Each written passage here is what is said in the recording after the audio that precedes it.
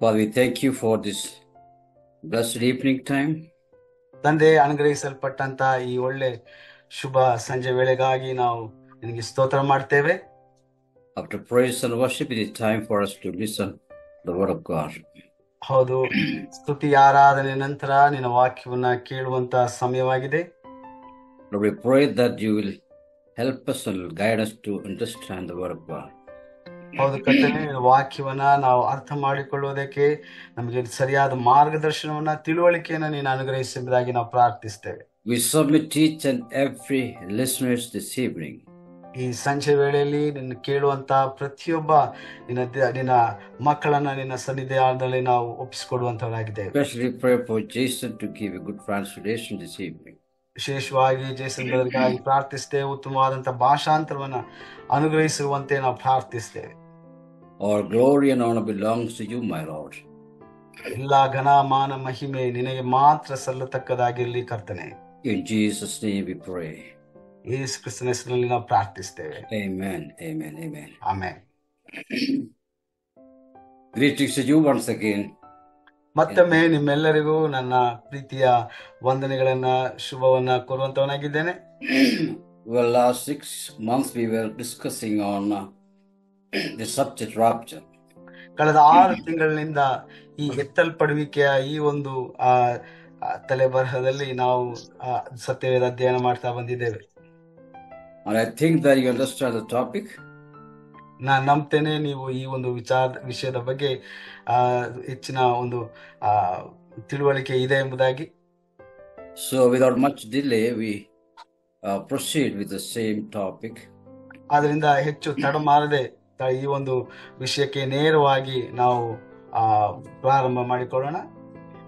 We have already listened some of the basis of this doctrine or this teaching, that is post-tribulation. ಈ ಒಂದು ವಿಶೇಷವಾಗಿ ಈ ಒಂದು ಬೋಧನೆ ಕುರಿತಾಗಿ ಅದೇನಪ್ಪಾ ಅಂತಂದ್ರೆ ಈ ಒಂದು ಸಂಕಟ ಕಾಲದ ನಂತರ ಸಭೆ ಎತ್ತಲ್ಪಡುತ್ತದೆ ಎಂಬಂತ ವಿಚಾರದ ಕುರಿತಾಗಿ ನಾವು ಅನೇಕ ಸಂಗತಿಗಳನ್ನ ನಾವು ಈಗಾಗಲೇ ತಿಳ್ಕೊಂಡಿದ್ದೇವೆ. We also have discussed some of their arguments and we also try to reply to those arguments. ಆದ್ರಿಂದ ಈ ಒಂದು ಸಿದ್ಧಾಂತಕ್ಕೆ ವಿರುದ್ಧವಾಗಿರುವಂತಹ ಕೆಲವೊಂದು ವಾದಗಳನ್ನ ಮಾತ್ರವಲ್ಲದೆ ಅದಕ್ಕೆ ಪರವಾಗಿರುವಂತ ಕೆಲವೊಂದು ವಿಚಾರಗಳನ್ನ ನಾವೀಗಾಗಲೇ ನಾವು ಹಿಂದಿನ ಸಂಚಿಕೆಗಳಲ್ಲಿ ಅದನ್ನ ಸುದೀರ್ಘವಾಗಿ ನಾವು ಚರ್ಚೆ ಮಾಡಿದ್ದೇವೆ. I think 3 of those arguments we have already noted. ನಾವೀಗಾಗಲೇ ಈ ಒಂದು ಸಿದ್ಧಾಂತಕ್ಕೆ ಈ ಒಂದು ನಿಲುವಿಗೆ ವಿರುದ್ಧವಾಗಿರುವಂತಹ 3 ಪ್ರತ್ಯುತ್ತರಗಳ ಕುರಿತಾಗಿ ನಾವು ಕಳೆದ ಸಂಚಿಕೆಯಲ್ಲಿ ನಾವು ಅದನ್ನು ನೋಡ್ಕೊಂಡಿದ್ದೇವೆ. There are few more arguments and I think we will go through 3 of the other arguments. ಇನ್ನು ಕೆಲವು ವಿವಾದಗಳಿವೆ ಈ ಒಂದು ಸಿದ್ಧಾಂತಕ್ಕೆ ವಿರುದ್ಧವಾಗಿ. ಅದನ್ನು ಸಹ ನಾವು ಈ ಸಂಜೆ ನಾವು ನೋಡಿಕೊಳ್ಳೋಣ. These arguments are put forward by the people who support the view post-tribulation of rapture. ಈ ಒಂದು ವಿವಾದಗಳನ್ನ ಈ ಎತ್ತಲ್ಪಡುವಿಕೆಯು ಸಂಕಟ ಕಾಲದ ನಂತರ ಸಂಭವಿಸುತ್ತದೆ ಎಂಬಂತ ಆ ಒಂದು ನಿಲುವನ್ನ ಹೊಂದಿರುವಂತವರು ಪ್ರತಿಪಾದಿಸುವಂತದ್ದಾಗಿದೆ. So we need to listen to those arguments and we also try to reply those arguments. ಅದರಿಂದ ಈ ಒಂದು ವಾದಗಳನ್ನ ನಾವು ಕುಲಂಕುಷವಾಗಿ ಅದನ್ನ ಗಮನವಿಟ್ಟು ಕೇಳಿ ಅದಕ್ಕೆ ಸರಿಯಾದಂತ ಸದುತ್ತರವನ್ನ ನಾವು ನೀಡಬೇಕಾಗಿ ಬರ್ತದೆ. So the fourth argument which supports the view of post-tribulation of rapture is arguments on historical fulfillment of the prophecy of Daniel. ಈ ಒಂದು ವಿವಾದದಲ್ಲಿ 4ನೆಯ ಒಂದು ಪ್ರತಿವಾದ ಅದೇನಪ್ಪಾ ಅಂತಂದ್ರೆ ಈ ಒಂದು ದಾನಿಯೇಲನ ಸಿದ್ಧಾಂತಗಳನ್ನ ಅದನ್ನ ಪ್ರತಿಪಾದಿಸುವಂತ ಆ ಒಂದು ನಿಲುವನ್ನ ಹೊಂದಿರುವಂತ ವಿಚಾರಗಳಾಗಿವೆ. I'll try to go very slow because it's a difficult subject to understand and it's coming overlapping many subjects, so it is better to go slow. ನಾನು ಬಹಳ ನಿಧಾನವಾಗಿ ಇದನ್ನ ನಾನು ಮುಂದುವರಿಯೋದಕ್ಕೆ ನಾನು ಬಯಸ್ತೇನೆ. ಯಾಕಂದ್ರೆ ಈ ಒಂದು ವಿಚಾರಗಳು ಅನೇಕ ಬಾರಿ ಅನೇಕ ಭಾಗಗಳಲ್ಲಿ ಇದರ ಪುನರಾವರ್ತನೆಯನ್ನ ನಾವು ನೋಡ್ತೇವೆ. ಆದ್ರಿಂದ ಇದು ಬಹಳ ಸ್ವಲ್ಪ ಕಠಿಣವಾದಂತ ಒಂದು ವಿಷಯವಾಗಿರೋದ್ರಿಂದ ಇದನ್ನ ಆದಷ್ಟು ನಾನು ನಿಧಾನವಾಗಿ ಇದನ್ನ ವಿವರಿಸುವುದಕ್ಕೆ ನಾನು ಬಯಸ್ತೇನೆ. The prophecy of Daniel we mentioned is in Daniel 9 verses 24 through 27. ದಾನಿಯೇಲನ ಪ್ರವಾದನೆ ಪುಸ್ತಕ 9ನೇ ಅಧ್ಯಾಯ 24ರಿಂದ 27ನೇ ವಚನಗಳಲ್ಲಿ ದಾನಿಯೇಲನು ಪ್ರವಾದನೆಯಾಗಿ ನುಡಿಯುವಂತ ವಾಕ್ಯಗಳನ್ನ ನಾವು ಅಲ್ಲಿ ಗಮನಿಸಬಹುದು. So the advocates of this theory, that is post-tribulation view, they say that this prophecy is already fulfilled historically. ಅದರಿಂದ ಈ ಒಂದು ನಿಲುವನ್ನ ಎತ್ತಲ್ಪಡುವಿಕೆಯಲ್ಲಿ ಹೊಂದಿರುವಂತ ಈ ಒಂದು ನಿಲುವನ್ನ ಪ್ರತಿಪಾದಿಸುವಂತವರು ಹೇಳುವಂತ ವಿಚಾರ ಏನಪ್ಪಾ ಅಂತಂದ್ರೆ, ದಾನಿಯೇಲನ ಈ ಒಂದು ಪ್ರವಾದನೆಯ ಭಾಗವು ಈಗಾಗಲೇ ಐತಿಹಾಸಿಕವಾಗಿ ನೆರವೇರಲ್ಪಟ್ಟಿದೆ ಎಂಬುದಾಗಿ ಅವರು ನಂಬುವಂತವರಾಗಿದ್ದಾರೆ. In 24 of Daniel 9, you read that 70 weeks of years are decreed concerning your people and your holy city, to finish the transgression, to put an end to sin, and to atone for iniquity, to bring everlasting righteousness, to seal both vision and prophet, and to anoint a most holy place. It goes down to 27. Okay, ಇಲ್ಲಿ ನಾವು ದಾನಿಯೇಲನ ಪುಸ್ತಕ ಅದರ 9ನೇ ಅಧ್ಯಾಯ ಅದರ 24ರಿಂದ 27ನೇ ವಚನಗಳವರೆಗೆ ಇರುವಂತಹ ವಚನಗಳನ್ನ ನಾವು ಗಮನಿಸಬಹುದು. ಅಲ್ಲಿ ಈ 70ನೇ ವಾರದ ಕುರಿತಾಗಿರುವಂತ ಆ ಒಂದು ಭವಿಷ್ಯವನ್ನ ಅಲ್ಲಿ ನುಡಿಯುವುದನ್ನ ನಾವು ನೋಡುತ್ತೇವೆ. So they say that this prophecy is already fulfilled some 1900 years ago. ಅವರು ಹೇಳುವ ಪ್ರಕಾರವಾಗಿ, ಅಂದ್ರೆ ಈ ಒಂದು ಸಿದ್ಧಾಂತವನ್ನ ಪ್ರತಿಪಾದಿಸುವಂತವ್ರು ಹೇಳುವ ಪ್ರಕಾರವಾಗಿ, ಈ ದಾನಿಯೇಲನ ಈ ಎಲ್ಲ ನುಡಿಗಳು ಇವೆಲ್ಲವೂ ಈಗಾಗಲೇ ಐತಿಹಾಸಿಕವಾಗಿ ಅನೇಕ ವರ್ಷಗಳ ಹಿಂದೆ ಇವು ನೆರವೇರಿದೆ ಎಂಬುದಾಗಿ, ಅಕ್ಷರಶಃ ನೆರವೇರಿದೆ ಎಂಬುದಾಗಿ ಅವರು ಹೇಳ್ತಾರೆ. So there is no more great tribulation after rapture. ಅದರಿಂದ ಈ ಎತ್ತಲ್ಪಡುವಿಕೆಯ ನಂತರ ಯಾವುದೇ ರೀತಿಯಾದಂತ ಒಂದು ಸಂಕಟ ಕಾಲ ಇಲ್ಲ ಎಂಬುದಾಗಿ ಅವರು ಹೇಳ್ತಾರೆ.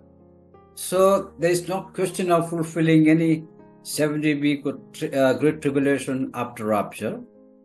ಅದರಿಂದ ಈ ಒಂದು 70ನೇ ವಾರದಲ್ಲಿ ಬರುವಂತಹ ಈ ಒಂದು ಸಂಕಟ ಕಾಲಕ್ಕೆ ಸೂಚನೆಯಾಗಿ ಬರುವಂತಹ ಈ ಒಂದು ಕಾಲಘಟ್ಟದಲ್ಲಿ ಸಭೆಯು ಸಂಕಟ ಕಾಲಕ್ಕೆ ಒಳಪಡುವುದಿಲ್ಲ. ಅದರಿಂದ ಈ ಒಂದು ಎತ್ತಲ್ಪಡುವಿಕೆಗೆ ಸಂಬಂಧಪಟ್ಟ ಹಾಗೆ ಈ ಒಂದು ಸಂಕಟ ಕಾಲ ಈಗಾಗಲೇ ಅದು ಹಿಂದೆ ನೆರವೇರಿದ ಕಾರಣ ಇನ್ನು ಮುಂದೆ ಅದು ಬರುವುದಿಲ್ಲ ಎಂಬುದಾಗಿ ಹೇಳುವಂತದ್ದು. So their argument is that is already fulfilled. ಅದರಿಂದ ಅವರ ವಾದ ಏನಪ್ಪ ಅಂತಂದ್ರೆ, ಇದೀಗ ಈ ಘಟನೆ ಅಂದ್ರೆ ಈ ಸಂಭವ ಈಗಾಗಲೇ ನಡೆದಿದೆ ಎಂಬುದಾಗಿ ಅವರು ಹೇಳ್ತಾರೆ. Therefore, they claim that there is no gap between 69 and 70th week of Daniel. ಆದ್ರಿಂದ ಅವ್ರು ಹೇಳ್ತಾರೆ, ಈ 69ನೇ ವಾರಕ್ಕೂ 70ನೇ ವಾರಕ್ಕೂ ಯಾವುದೇ ರೀತಿಯಾದಂತ ಒಂದು ಕಾಲದ ಒಂದು ಗ್ಯಾಪ್ ಅಥವಾ ಒಂದು ಬಿಡುವು ಇಲ್ಲ ಅಂತ ಹೇಳಿ ಹೇಳ್ತಾರೆ. If you read Daniel chapter 9, 25 and 27, there's a division given about this 70 week by Daniel. ಅದರಿಂದ ನೀವು ಈ ದಾನಿಯೇಲನ ಪುಸ್ತಕ ಅದರ 9ನೇ ಅಧ್ಯಾಯ ಈ ವಚನಗಳನ್ನ ನೀವು ಅಲ್ಲಿ ನೋಡುವಾಗ ಅಲ್ಲಿ ಒಂದು ವಿಭಾಗಿಸಲ್ಪಟ್ಟಂತ ಒಂದು ವಚನ ಭಾಗವನ್ನ ನೀವು ಅಲ್ಲಿ ನಾವು ನೋಡಬಹುದು. You say that in 27, I think we read that, yeah. 27ನೇ ವಚನ. Sorry, 26, 25 and 26. Know therefore and understand that from the going forth of the word to restore and build Jerusalem to the coming of an anointed one, a prince, there shall be 7 weeks. ಹಾಗೆ 25ನೇ ವಚನದಲ್ಲಿ ನಾವು ನೋಡುತ್ತೇವೆ, ಇದನ್ನು ತಿಳಿದುಕೋ, ಮುಂದಟ್ಟು ಮಾಡಿಕೋ, ಯೆರೂಸಲೇಮು ಜೀರ್ಣೋದ್ಧಾರವಾಗಿ ಕಟ್ಟಲ್ಪಡಲಿ ಎಂಬ ದೈವೋಕ್ತಿಯು ಹೊರಡುವಂದಿನಿಂದ ಅಭಿಷಿಕ್ತನಾದ ಪ್ರಭುವು ಬರುವುದರೊಳಗೆ 7 ವಾರಗಳು ಕಳೆಯಬೇಕು. ಅದು ಪುನಃ ಕಟ್ಟಲ್ಪಟ್ಟು 62 ವಾರ ಇರುವುದು. ಅದಕ್ಕೆ ಚೌಕವೂ ಕಂದಕವೂ ಇರುವವು. ಆ ಕಾಲವು ಬಹು ಕಷ್ಟಕಾಲ. So the first part of the 70 week is a set of 77 weeks. ಅದರಿಂದ ಈ ಒಂದು ಸಂಕಟ ಕಾಲದ ಮೊದಲನೆಯ ಈ ಒಂದು ಕಾಲಘಟ್ಟವನ್ನ ಇಲ್ಲಿ ನಾವು ನೋಡ್ತೇವೆ ಈ 70ನೇ ವಾರದಲ್ಲಿ. So when this first week starts or commencing is also given there. ಅದರಿಂದ ಈ ಒಂದು ಸಂಕಟ ಕಾಲವು ಯಾವಾಗ ಪ್ರಾರಂಭವಾಗುತ್ತದೆ ಎಂಬುದನ್ನ ಇಲ್ಲಿ ಸ್ಪಷ್ಟವಾಗಿ ಕೊಟ್ಟಿರುವುದನ್ನ ನಾವು ನೋಡ್ತೇವೆ. That is from the going forth of the word to restore and build Jerusalem to the coming of the anointed one, a prince. There shall be 7 weeks. ಆದ್ರಿಂದ ಇಲ್ಲಿ ನಾವು ನೋಡುತ್ತೇವೆ ಆ ಒಂದು 70ನೇ ವಾರವು ಯಾವಾಗ ಸಂಭವಿಸ್ತದೆ. ಅದೇನಪ್ಪ ಅಂತಂದ್ರೆ 62 ವಾರಗಳಾದ ಮೇಲೆ ಅಭಿಷಿಕ್ತನೊಬ್ಬನು ಛೇದಿಸಲ್ಪಡುವನು. ಅದಾದ ನಂತರ ನಾವು ನೋಡುತ್ತೇವೆ ಈ ಒಂದು ಪಟ್ಟಣವು ಹಾಳು ಮಾಡಲ್ಪಟ್ಟ ನಂತರ ಈ ಒಂದು ಸಂಭವ ನಡೆಯುತ್ತದೆ ಎಂಬುದಾಗಿ ನಾವು ಇಲ್ಲಿ ನೋಡುವುದನ್ನು ನೋಡ್ತೇವೆ. I read from Daniel 9:25. Then for 62 weeks it shall be built again with curse and moat, but in troubled time. ಹೀಗೆ ಈ ಒಂದು 62 ವಾರಗಳಾದ ನಂತರ ನಾವು ನೋಡ್ತೇವೆ ಈ ಸಂಕಟ ಕಾಲ ಅಥವಾ ಈ ಮಹಾಸಂಕಟ ಕಾಲ ಅಂತ ನಾವೇನು ಹೇಳ್ತೇವೆ, ಆ ಒಂದು ಕಾಲವು ಪ್ರಾರಂಭವಾಗುವುದನ್ನು ನಾವು ನೋಡ್ತೇವೆ. So the first a set of 7 weeks, then another set of 62 weeks. ಅದರಿಂದ ಮೊದಲ ಈ ಒಂದು 7 ವಾರಗಳು ಅದರ ಜೊತೆಯಾಗಿ ಮತ್ತೆ ನಾವು ನೋಡ್ತೇವೆ ಈ 62 ವಾರಗಳು. So after the 62 weeks, that is verse 26, an anointed one will be cut off. ಈ 62 ವಾರಗಳಾದ ನಂತರ ಅಭಿಷಿಕ್ತನೊಬ್ಬನು ಛೇದಿಸಲ್ಪಡ್ತಾನೆ.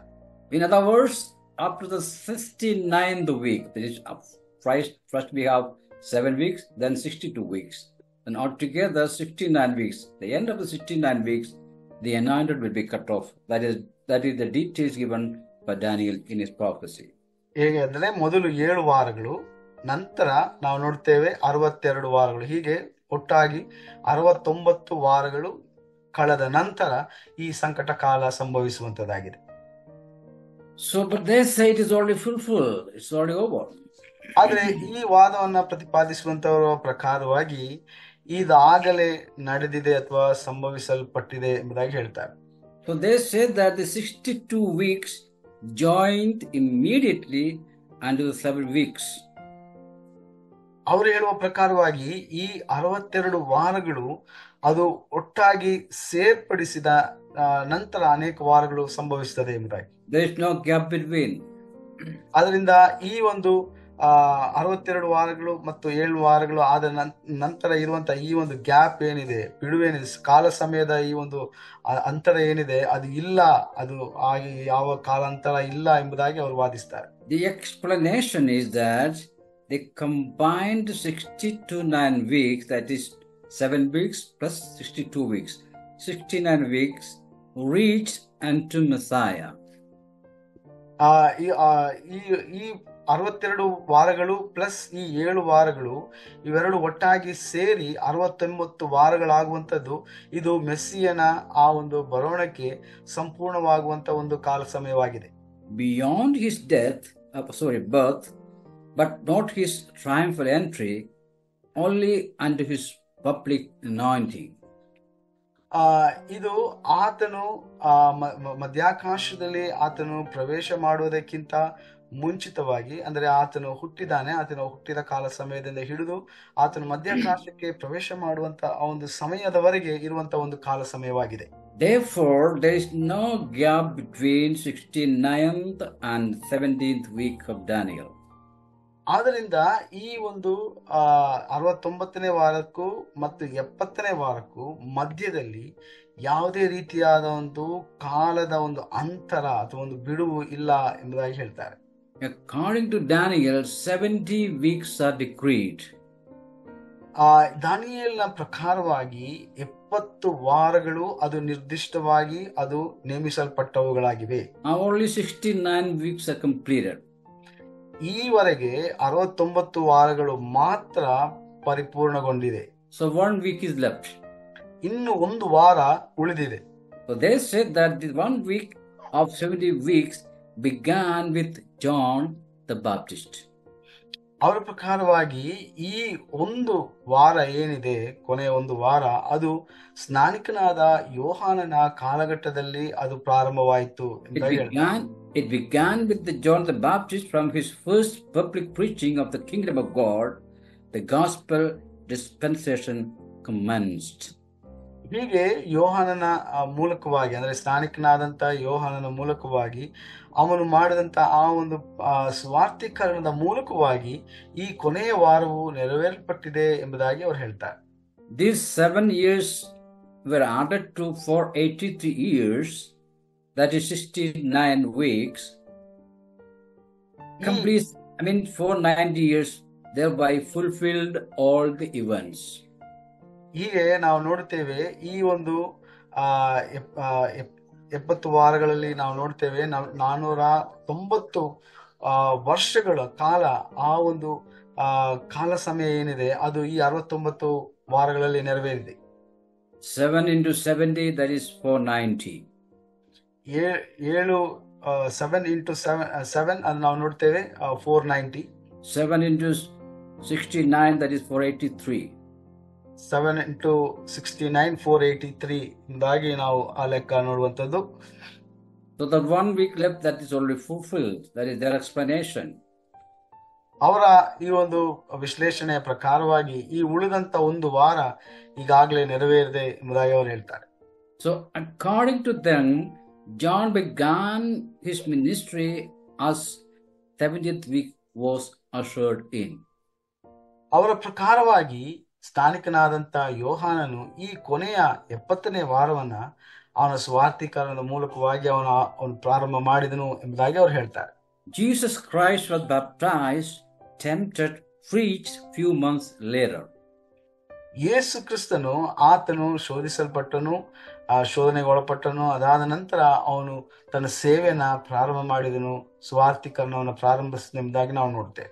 First half of the week was to preach the kingdom of God. ಅವರ ಪ್ರಕಾರವಾಗಿ ಯೇಸು ಕ್ರಿಸ್ತನು ಆತನು ಈ ಒಂದು 70ನೇ ವಾರದ ಮೊದಲ ಭಾಗದಲ್ಲಿ ದೇವರ ರಾಜ್ಯದ ಕುರಿತಾಗಿ ಅವನು ಸುವಾರ್ತೆಯನ್ನ ಸಾರುವುದನ್ನ ನಾವು ನೋಡ್ತೇವೆ. Middle of the week, that is 70th week, was reached at the Passover time. ಈ 70ನೇ ವಾರದ ಕೊನೆಯ ಭಾಗವು, ಅಂದ್ರೆ 2ನೇ ಭಾಗವು, ಅದು ಆತನ ಆ ಒಂದು ಪಸ್ಕ ಹಬ್ಬದ ಆ ಒಂದು ಆಚರಣೆಯಲ್ಲಿ ಅಂತಿಮಗೊಂಡಿತ್ತು ಎಂಬುದಾಗಿ ಹೇಳ್ತಾರೆ. According to this theory, Christ becomes one who confirms the covenant, and in the period of his ministry, ಈ ಒಂದು ಸಿದ್ಧಾಂತದ ಪ್ರಕಾರವಾಗಿ ಕ್ರಿಸ್ತನು ತನ್ನ ಒಡಂಬಡಿಕೆಯನ್ನು ದೃಢೀಕರಿಸುವವನಾಗುತ್ತಾನೆ ಮತ್ತು ಅವನ ಸೇವೆಯ ಅವಧಿಯಲ್ಲಿ ದಾನಿಯೇಲನು 6 ಮಹತ್ತರ ವಾಗ್ದಾನಗಳನ್ನು ಈಗಾಗಲೇ ನೆರವೇರಿವೆ ಎಂಬುದಾಗಿ ಹೇಳ್ತಾನೆ. So this is an explanation to say that the 70 weeks were already fulfilled. ಇದು ಇವರ ಪ್ರಕಾರವಾಗಿ ಹೇಳುವಂಥದ್ದು ಅದೇನಂದ್ರೆ ಈ 70 ವಾರಗಳು ಈಗಾಗಲೇ ನೆರವೇರಿದೆ ಎಂಬುದಾಗಿ ಹೇಳುವಂಥದ್ದು. So how can we answer or reply these arguments? ಈ ಒಂದು ವಾದಗಳಿಗೆ ನಾವು ಯಾವ ರೀತಿಯಾಗಿ ನಾವು ಅದಕ್ಕೆ ಉತ್ತರವನ್ನ ಕೊಡುವುದಕ್ಕೆ ಸಾಧ್ಯ? Number 1, 6 areas of promises of Daniel 24 are related to Daniel's people and his holy city, that is Daniel's holy city, that is the nation of Israel. ಆದ್ರಿಂದ ಇಲ್ಲಿ ನಾವು ನೋಡುತ್ತೇವೆ ಈ 6 ಬಹಳ ಮಹತ್ತರವಾದಂತ ಈ ವಾಗ್ದಾನಗಳು ಇಲ್ಲಿ ನಾವು ನೋಡುವಂಥದ್ದು. ಈ 6 ವಾಗ್ದಾನಗಳಲ್ಲಿ ನಾವು ನೋಡ್ತೇವೆ ಇದು ವಿಶೇಷವಾಗಿ ಪವಿತ್ರ ನಗರ, ಇಸ್ರಾಯೇಲ್ ಪವಿತ್ರ ನಗರ ಮತ್ತು ದಾನಿಯೇಲನ ಜನರಿಗೆ ಹೋಲಿಸುವಂತದಾಗಿದೆ, ಸಂಬಂಧಪಟ್ಟದಾಗಿದೆ. Because we read in 9:24 of Daniel that 70 weeks of years are decreed concerning your people and your holy city. ಅದರಿಂದ ಅಲ್ಲಿ ಬಹಳ ಸ್ಪಷ್ಟವಾಗಿ 70ನೇ ವಾರದ ಕುರಿತಾಗಿ ಹೇಳುವಾಗ ಈ 70ನೇ ವಾರವು ವಿಶೇಷವಾಗಿ ಅದು ದಾನಿಯೇಲನ ಪವಿತ್ರ ನಗರಕ್ಕೆ ಮತ್ತು ದಾನಿಯೇಲನ ಜನರಿಗೆ ಆ ಒಂದು ಇಸ್ರಾಯೇಲ್ ಜನಾಂಗಕ್ಕೆ ಬಹಳ ವ್ಯಕ್ತಿಗತವಾಗಿ ಸಂಬಂಧಪಟ್ಟದಾಗಿದೆ ಅಥವಾ ಹೋಲಿಸಲ್ಪಟ್ಟದಾಗಿದೆ ಎಂಬುದಾಗಿ ನಾವು ನೋಡ್ತೇವೆ. Your people means Daniel's people. Your city means Daniel's city. ನಿನ್ನ ಜನರು, ನಿನ್ನ ಪಟ್ಟಣ ಎಂಬುದಾಗಿ ಹೇಳುವಾಗ ಅದು ದಾನಿಯೇಲನ ಪಟ್ಟಣ ಅಥವಾ ದಾನಿಯೇಲನ ಜನರಿಗೆ ಸಂಬಂಧಪಟ್ಟದಾಗಿದೆ. So New Testament church cannot fulfill it now. ಆದ್ರಿಂದ ಹೊಸ ಒಡಂಬಡಿಕೆಯ ಸಭೆ ಈ ಒಂದು ವಾಗ್ದಾನವನ್ನ ಯಾವುದೇ ರೀತಿಯಲ್ಲಿಯೂ ಸಹ ಅದನ್ನ ನೆರವೇರಿಸುವುದಕ್ಕೆ ಸಾಧ್ಯವಿಲ್ಲ. Because the word says that clearly for your people and for your city. The whole prophecy is concerned with the people of Daniel and the city of Daniel. ಯಾಕಂದರೆ ಈ ಪ್ರವಾದನ ನುಡಿಗಳೆಲ್ಲವೂ ಸಹ ಅದು ವಿಶೇಷವಾಗಿ ದಾನಿಯೇಲನ ಪವಿತ್ರ ನಗರಿಗೆ ಅಥವಾ ಮತ್ತು ದಾನಿಯೇಲನ ಜನರಿಗೆ ಸಂಬಂಧಪಟ್ಟ ಹಾಗೆ ನುಡಿದಿರುವಂತಹ ಪ್ರವಾದನ ನುಡಿಗಳಾಗಿವೆ. So we cannot accept that argument. ಆದ್ರಿಂದ ಈ ಒಂದು ವಾದವನ್ನ ನಾವು ಸ್ವೀಕಾರ ಮಾಡುವುದಕ್ಕೆ ಸಾಧ್ಯವಿಲ್ಲ. Another way to reply is that the he of Daniel 9:27 must have its antecedents, the prince that shall come of the preceding verse. ಇನ್ನೊಂದು ವಿಚಾರ ನಾವು ಗಮನಿಸಬೇಕಾದದ್ದು ಈ 6 ವಾಗ್ದಾನಗಳಲ್ಲಿ ಅದೇನಪ್ಪ ಅಂತಂದ್ರೆ ದಾನಿಯೇಲನ ಗ್ರಂಥ 9ನೇ ಅಧ್ಯಾಯ 27ನೇ ವಚನದಲ್ಲಿ ಅವನು ಎಂಬುದಾಗಿ ವಿಶೇಷವಾಗಿ ಸಂಬೋಧಿಸಿರುವಂತ ಆ ಒಂದು ಪದ ಅದನ್ನ ನಾವು ನೋಡ್ತೇವೆ ಹಿಂದಿನ ವಚನದಲ್ಲಿ 27ನೇ ವಚನಕ್ಕೆ ಹಿಂದಿನ ವಚನದಲ್ಲಿ ಬರಲಿರುವ ರಾಜಕುಮಾರ ಎಂಬಂತಹ ಆ ಒಂದು ಪೂರ್ವ ಪರವನ್ನ ಹೊಂದಿರುವಂತದ್ದಾಗಿರ್ತದೆ. Because this one is related to the people who destroyed the city and the sanctuary, that is by the Romans. ಯಾಕಂದ್ರೆ ಈ ಭಾಗದಲ್ಲಿ ನಾವು ನೋಡ್ತೇವೆ ಈ ಪಟ್ಟಣವನ್ನ ಹಾಳು ಮಾಡಿದವರು ಅಂದ್ರೆ ದೇವರ ದೇವಾಲಯವನ್ನ ನಾಶಪಡಿಸಿದಂತವರು, ವಿಶೇಷವಾಗಿ ಅದನ್ನ ಮಾಡಿದಂತವರು ರೋಮಾ ಸಾಮ್ರಾಜ್ಯದ ಆ ಒಂದು ಸೇನಾಪಡೆ ಸಂಪೂರ್ಣವಾಗಿ ನಾಶ ಮಾಡುವುದನ್ನ ನಾವು ನೋಡ್ತೇವೆ. So this one confirming the covenant cannot be Jesus Christ. It must be the man of the sin spoken of by Christ in Matthew 24:15 and by Paul 2 Thessalonians 2 and by John in Revelation 13, who will make false covenant with Israel. ಅದರಿಂದ ಈ ಕಾರ್ಯವನ್ನ ಮಾಡುವ ಆತನು ನಾವು ನೋಡ್ತೇವೆ, ಆತನು ಒಡಂಬಡಿಕೆಯನ್ನ ದೃಢೀಕರಿಸುವವನಾಗಿದ್ದಾನೆ, ಕ್ರಿಸ್ತನಾಗಿರುವವನಲ್ಲ, ಕ್ರಿಸ್ತನಿಗೆ ಸಂಬಂಧಪಟ್ಟದಲ್ಲ. ಆದರೆ ಕ್ರಿಸ್ತನಿಂದ, ಪೌಲಿನಿಂದ ಮತ್ತು ಇಸ್ರಾಯೇಲರೊಂದಿಗೆ ಸುಳ್ಳು ಒಡಂಬಡಿಕೆಯನ್ನ ಮಾಡುವಂತ ಯೋಹಾನನು ಹೇಳುವಂತ ಪ್ರಕಟಣೆಯಲ್ಲಿ ಹೇಳಿದಂತ ಪಾಪದ ಮನುಷ್ಯನಾಗಿರುತ್ತಾನೆ. We should note that Jesus did not cause to terminate sacrifices because it continued after his death until 70 AD. ನಾವು ನೋಡ್ತೇವೆ ಯೇಸು ಸ್ವಾಮಿ ಆತನು ಯಜ್ಞವನ್ನ ಆ ದೇವಾಲಯದಲ್ಲಿ ಯಜ್ಞವನ್ನ ಅಥವಾ ಬಲಿಯನ್ನ ಕೊಡುವುದನ್ನ ಆತನು ಎಂದಿಗೂ ನಿಲ್ಲಿಸಲಿಲ್ಲ ಅಥವಾ ಕೊನೆಗಾಣಿಸಲಿಲ್ಲ. ಯಾಕಂದ್ರೆ ಅದು ಆತನ ಮರಣದ ನಂತರ ಅಂದ್ರೆ ಕ್ರಿಸ್ತ ಶಕ 70ನೇ ಶತಮಾನದವರೆಗೆ ಅಂದ್ರೆ ಅದು ನಡೀತಲೇ ಇತ್ತು. In his great eschatological passage in Matthew 24-25, Jesus spoke of Daniel's prophecy as a yet future fulfillment after his death in Matthew 24:15. It is a future event to come. ನಾವು ನೋಡ್ತೇವೆ ಮತ್ತಾಯನ ಬರೆದ ಸುವಾರ್ತೆ 24ನೇ ಅಧ್ಯಾಯ 25ನೇ ವಚನದಲ್ಲಿ ಬಹಳ ಶ್ರೇಷ್ಠವಾದಂತ ಈ ಒಂದು ಅಂತಿಮ ಗತಿ ಶಾಸ್ತ್ರವನ್ನು ಒಳಗೊಂಡಂತ ಈ ವಾಕ್ಯಗಳೆಂಬುದಾಗಿ ನಾವು ಪರಿಗಣಿಸ್ತೇವೆ. ಆ ಒಂದು ವೇದ ಭಾಗದಲ್ಲಿ ನಾವು ನೋಡುತ್ತೇವೆ ದಾನಿಯೇಲನ ಆ ಒಂದು ಪ್ರವಾದನೆಯನ್ನ ತನ್ನ ಮರಣದ ನಂತರ ಮತ್ತು ಆ ಪ್ರವಾದನೆಯ ನೆರವೇರಿಕೆ ಎಂಬುದಾಗಿ ಯೇಸು ಸ್ವಾಮಿ ಅಲ್ಲಿ ಸ್ಪಷ್ಟವಾಗಿ 24ನೇ ವಚನದಲ್ಲಿ ನಾವು ಹೇಳೋದನ್ನು ನಾವು ನೋಡ್ತೇವೆ. So the argument that the 70th week is already fulfilled is not standing according to the scripture. ಅದರಿಂದ ಈ 70ನೇ ವಾರ ಈಗಾಗಲೇ ಐತಿಹಾಸಿಕವಾಗಿ ಅದರ ಚರಿತ್ರೆಯಲ್ಲಿ ಇದಾಗಲೇ ಈ ಘಟನೆ ನಡೆದು ಹೋಗಿದೆ ಎಂಬುದಾಗಿ ಹೇಳುವುದನ್ನ ನಾವು ಸ್ವೀಕಾರ ಮಾಡುವುದಕ್ಕೆ ಸಾಧ್ಯವಾಗುವುದಿಲ್ಲ. Another thing we need to note is that the prophecies of the 69th week were literally fulfilled. ಇನ್ನೊಂದು ವಿಷಯ ನಾವು ಗಮನಿಸಬೇಕಾದದ್ದು ಅದೇನೆಂದ್ರೆ 69ನೇ ವಾರದ ಪ್ರವಾದನೆಗಳು ಅದು ಅಕ್ಷರಶಃ ನೆರವೇರಿದವರಾಗಿತ್ತು. If the from first week to 70th week, 69th week are fulfilled literally, then the 70th week must also be fulfilled literally, both as time and event. ಅದರಿಂದ 1ನೇ ವಾರದಿಂದ 69ನೇ ವಾರದವರೆಗೆ ಎಲ್ಲ ಪ್ರವಾದನೆಗಳು ಅಕ್ಷರಿಕವಾಗಿ ಅದು ಅಕ್ಷರಶಃ ನೆರವೇರಿದವುಗಳಾಗಿದ್ದರೆ, ಖಂಡಿತವಾಗಲೂ 70ನೇ ವಾರವೂ ಸಹ ಸಮಯ ಮತ್ತು ಘಟನೆಗಳಾಗಿ ಅಕ್ಷರಶಃ ಪೂರೈಕೆಯಾಗುವಂತದ್ದಾಗಿರಬೇಕು. Therefore, this argument cannot be accepted. So, post-tribulation theory is not in harmony with the literal interpretation of the prophecies, so it can be denied.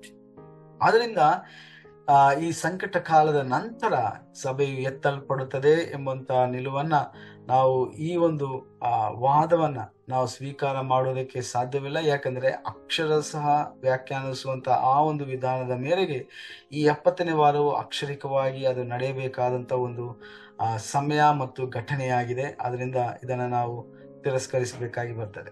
So we have seen 4 arguments in support of the post-tribulation view, and we also try to answer them. ಅದರಿಂದ ಇಲ್ಲಿವರೆಗೆ ಈ ಸಂಕಟ ಕಾಲದ ನಂತರ ಎತ್ತಲ್ಪಡುವಿಕೆ ನಡೆಯುತ್ತದೆ ಎಂಬುದಾಗಿ ಅದನ್ನ ಪ್ರತಿಪಾದಿಸುವಂತ 4 ವಿಚಾರಗಳನ್ನ ನಾವು ನೋಡ್ಕೊಂಡೇವೆ. ಮಾತ್ರವಲ್ಲ, ಆ 4 ವಿಚಾರಗಳಿಗೆ ಪ್ರತ್ಯುತ್ತರವಾಗಿ ಅದಕ್ಕೆ ಆ ಒಂದು ವಾದಗಳಿಗೆ ಉತ್ತರವಾಗಿಯೂ ಸಹ ನಾವು ಕಾರಣಗಳನ್ನ ನಾವೀಗಾಗಲೇ ನಾವು ನೋಡ್ಕೊಂಡಿದ್ದೇವೆ. A 5th argument is the arguments from resurrection. 5ನೇ ವಾದ ಏನಪ್ಪಾ ಅಂತಂದ್ರೆ ಇದು ಪುನರುತ್ಥಾನಕ್ಕೆ ಸಂಬಂಧಪಟ್ಟಂತ ಒಂದು ವಾದವಾಗಿದೆ. They say the first resurrection is associated with the coming of the Lord in Isaiah 26:12, conversion of Israel, the Romans 11:15-18, the great tribulation coming before it, that is Daniel 12:1-3. ಈ ಒಂದು ವಾದದ ಪ್ರಕಾರವಾಗಿ ಅವ್ರು ಏನ್ ಹೇಳ್ತಾರಪ್ಪ ಅಂತಂದ್ರೆ ಮೊದಲು ಪುನರುತ್ಥಾನವು ಕರ್ತನ ಆಗಮನದೊಂದಿಗೆ ಅದು ಸಂಬಂಧಿಸುವಂತದಾಗಿದೆ ಅಥವಾ ನಡೆಯುವಂತದಾಗಿದೆ. ಇದಕ್ಕೆ ಅವರು ಇಷಾಯನ ಗ್ರಂಥ 26ನೇ ಅಧ್ಯಾಯ 19ನೇ ವಚನವನ್ನ ಹೇಳ್ತಾರೆ ಆಧಾರವಾಗಿ. ಅದಾದ ನಂತರ ಇಸ್ರಾಯೇಲಿನ ಪರಿವರ್ತನೆ ಉಂಟಾಗ್ತದೆ ಎಂಬುದಾಗಿ ರೋಮ ಪತ್ರಿಕೆ 11, 15, 18 ಹೇಳ್ತದೆ. ಅದಾದ ನಂತರ ಮುಂದೆ ಬರುವಂತ ಆ ಒಂದು ಮಹಾಸಂಕಟ ಕಾಲ ಬರುತ್ತದೆ. ದಾನಿಯೇಲನ ಗ್ರಂಥ 12 ಅದರ 1-3ನೇ ವಚನಗಳಲ್ಲಿ ಹೇಳುವುದನ್ನು ನಾವು ನೋಡ್ತೇವೆ. What they have to say is the resurrection of holy dead is the rapture. That is according to 1 Thessalonians 4:16. ಈ 1ನೇ ಥೆಸಲೋನಿಕ 4:16 ಪ್ರಕಾರವಾಗಿ ಈ ಸತ್ತಂತ ಸಂತರ ಅವರ ಪುನರುತ್ಥಾನವು ಈ ಒಂದು ಎತ್ತಲ್ಪಡುವಿಕೆಯಾಗಿದೆ ಎಂಬುದಾಗಿ ಹೇಳ್ತಾರೆ. You should be very careful to the wording that resurrection of the holy dead is a rapture. That is their argument. ಅದರಿಂದ ಈ ಪರಿಶುದ್ಧ ಸಂತರ ಆ ಒಂದು ಪುನರುತ್ಥಾನ ಅದು ಎತ್ತಲ್ಪಡುವಿಕೆ ಎಂಬುದಾಗಿ ಹೇಳ್ತಾರೆ. So therefore, wherever is resurrection, there will be rapture also. That is their argument.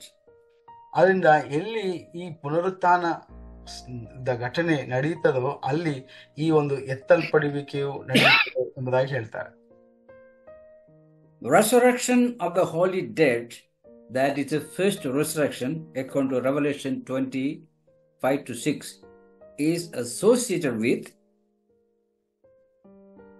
ಈ ಪ್ರಕಟಣೆಯ ಗ್ರಂಥ 20ನೇ ಅಧ್ಯಾಯ 5-6ನೇ ವಚನದಲ್ಲಿ ಬರುವಂತ ಈ ಒಂದು ಸಂಭವ ಅದು ಈ ಪುನರುತ್ಥಾನದೊಂದಿಗೆ ಈ ಪರಿಶುದ್ಧರಾದಂಥ ಸಂತರು ಪುನರುತ್ಥಾನ ಹೊಂದುವಂತ ಆ ಒಂದು ಘಟನೆಯು ಅದು ಎತ್ತಲ್ಪಡುವಿಕೆ ಎಂಬುದಾಗಿ ಹೇಳ್ತಾರೆ. The first resurrection includes many resurrections. ಈ ಪ್ರಥಮ ಪುನರುತ್ಥಾನವು ಅನೇಕ ಪುನರುತ್ಥಾನಗಳನ್ನ ಒಳಪಟ್ಟದ್ದಾಗಿದೆ. Or it is concerned with many other events. ಅದರ ಜೊತೆಯಾಗಿ ಸಂಬಂಧಪಟ್ಟಂತ ಇನ್ನು ಅನೇಕ ಘಟನೆಗಳು ಸಹ ಇವೆ. Number one is coming of the Lord, that is in Isaiah 26:19.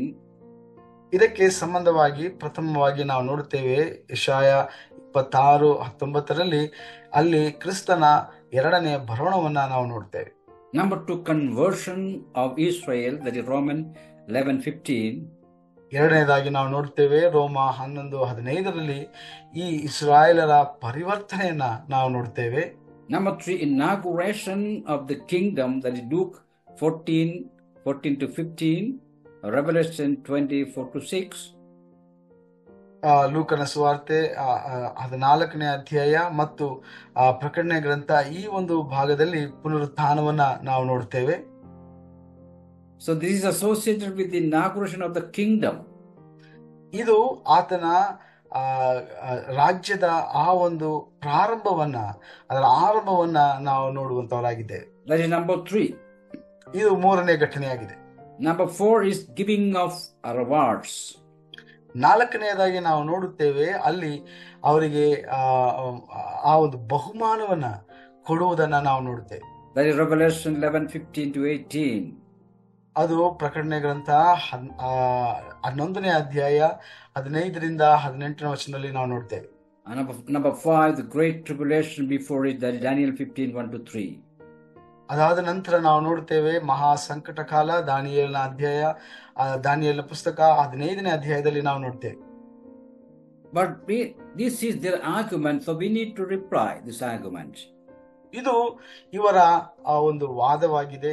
ಈ ಒಂದು ವಾದಕ್ಕೆ ನಾವು ಪ್ರತ್ಯುತ್ತರವನ್ನ ನೀಡಬೇಕಾಗಿ ಬರ್ತದೆ. And when we examine the scripture, ಮತ್ತೆ ನಾವು ಸತ್ಯವೇದವನ್ನ ನಾವು ಕುಲಂಕುಷವಾಗಿ ಅದನ್ನ ಪರಿಶೀಲನೆ ಮಾಡುವಾಗ it becomes very clear to us. ಇದು ನಮಗೆ ಬಹಳ ಸ್ಪಷ್ಟವಾಗ್ತದೆ. Resurrection of Old Testament saints will not have included in the rapture. ಹಳೆ ಒಡಂಬಡಿಕೆಯ ಭಕ್ತರ ಪುನರುತ್ಥಾನ ಇದು ಎತ್ತಲ್ಪಡುವಿಕೆಯ ಘಟನೆಯ ಜೊತೆಯಾಗಿ ಅದು ಸೇರ್ಪಡಿಸಲಾಗಲಿಲ್ಲ. Rapture is exclusively for the church, that is New Testament church, the believers. ಎತ್ತಲ್ಪಡುವಿಕೆಯು ಅದು ಬಹಳ ವ್ಯಕ್ತಿಗತವಾಗಿ ಪ್ರತ್ಯೇಕವಾಗಿ ಅದು ಸಭೆಗೆ ಮಾತ್ರ ಸಂಬಂಧಪಟ್ಟ ಒಂದು ಘಟನೆಯಾಗಿದೆ. So the resurrection of the Old Testament saints will be at the second advent of Jesus Christ.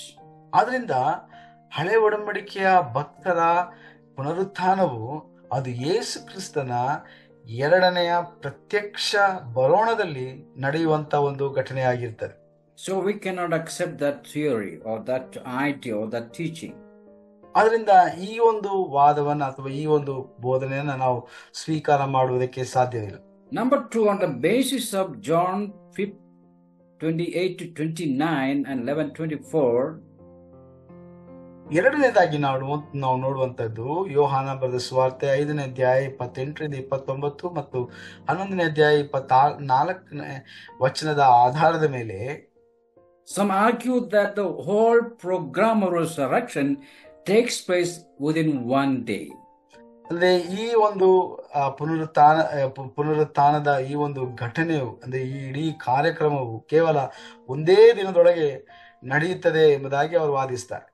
This is a misunderstanding of the term used in that particular subject. ಅದು ಈ ಒಂದು ವೇದ ಭಾಗದಲ್ಲಿ ಬಳಸಿರುವಂತಹ ಕೆಲವು ಪದ ಪ್ರಯೋಗವನ್ನ ಅಪಾರ್ಥ ಮಾಡಿಕೊಂಡದರ ನಿಮಿತ್ತವಾಗಿ ಈ ಒಂದು ನಿಲುವನ್ನ ಹೊಂದುತ್ತಾರೆ.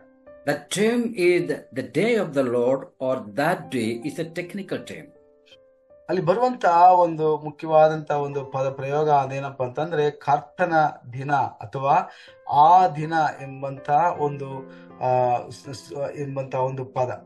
It takes place at the day of the Lord when Antichrist is destroyed. ಈ ಒಂದು ದಿನವು ಅಂತ್ಯಕ್ರಿಸ್ತನು ನಾಶವಾಗುವಂತ ಒಂದು ದಿನವಾಗಿರುವಂತದ್ದಾಗಿದೆ. Israel converted, ಇಸ್ರಾಯೇಲರು ಅವರು ಪರಿವರ್ತನೆಗೊಳ್ತಾರೆ. Messianic age introduced by the coming of the Lord. ಅಲ್ಲಿ ನಾವು ನೋಡ್ತೇವೆ ಯೇಸು ಕ್ರಿಸ್ತನ ಬರೋಣವನ್ನ ಅವರು ಎದುರು ನೋಡುವಂತವರಾಗಿರ್ತಾರೆ. So the last day in inverted commas, the last day is the closing day of the age that precedes the Messianic kingdom of glory. ಈ ಕೊನೆಯ ದಿನ ಎಂಬುದಾಗಿ ನಾವು ಹೇಳುವಂತ ಇಲ್ಲಿ ಬರುವಂತ ಈ ಒಂದು ಭಾಗದಲ್ಲಿ ವೇದ ಭಾಗದಲ್ಲಿ ಬರುವಂತ ಈ ಒಂದು ದಿನ ಅದು ಮೆಸ್ಸಿಯನು ಬರುವಂತ ಅಂತಿಮ ದಿನದ ಕುರಿತಾಗಿ ಸೂಚಿಸುವಂತದ್ದಾಗಿದೆ. Number 3, ಮೂರನೇದಾಗಿ the day of the Lord or that day is not a term applied for 24-hour period. ಈ ಕರ್ತನ ದಿನ ಅಥವಾ ಆ ದಿನ ಎಂಬುವಂಥದ್ದು ಅದು 24 ಗಂಟೆಗಳ ಅವಧಿಗೆ ಸಂಬಂಧಪಟ್ಟ ಒಂದು ಪದವಲ್ಲ. It is applied for a whole program of events including tribulation, second advent and millennial age. ಆ ಕರ್ತನ ದಿನ ಎಂಬುವಂತ ಈ ಒಂದು ಪದವನ್ನ ಅದು ಇಡೀ ಕಾರ್ಯಕ್ರಮಕ್ಕೆ ಅದು ಅಥವಾ ಘಟನೆಗಳನ್ನ ಒಳಗೊಂಡಂತ ಆ ಒಂದು ಕಾರ್ಯಕ್ರಮಕ್ಕೆ ಹೋಲಿಸುವಂತದ್ದಾಗಿದೆ. ಆ ಘಟನೆಗಳು ಯಾವುದಂದ್ರೆ ಈ ಒಂದು ನಾವು ನೋಡ್ತೇವೆ 1000 ವರ್ಷದ ಆಳ್ವಿಕೆ ಆಗಿರ್ಬೋದು, ಸಭೆಯ ಎತ್ತಲ್ಪಡುವಿಕೆ ಆಗಿರ್ಬೋದು, ಆತನ 2ನೇ ಬರೋಣವಾಗಿರೋದು, ಇವೆಲ್ಲ ಕಾರ್ಯಕ್ರಮವನ್ನ ಹೊಂದಿಕೊಂಡದ್ದಾಗಿದೆ ಈ ಒಂದು ಪದದಲ್ಲಿ. It is the period beginning with the judgment of the 70th week and extending through millennial age. ಇದು 70ನೇ ವಾರದ ಆ ಒಂದು ನ್ಯಾಯ ತೀರ್ಪಿನ ಆ ಒಂದು ಕಾಲ ಸಮಯದ ಪ್ರಾರಂಭವಾಗಿದೆ. ಇಲ್ಲಿಂದ ನಾವು ನೋಡ್ತೇವೆ ಅದು 1000 ವರ್ಷಗಳ ಕಾಲದವರೆಗೆ ಈ ಒಂದು ಕಾಲವನ್ನ ಸೂಚಿಸುವಂತ ಒಂದು ದಿನವಾಗಿದೆ ಇದು.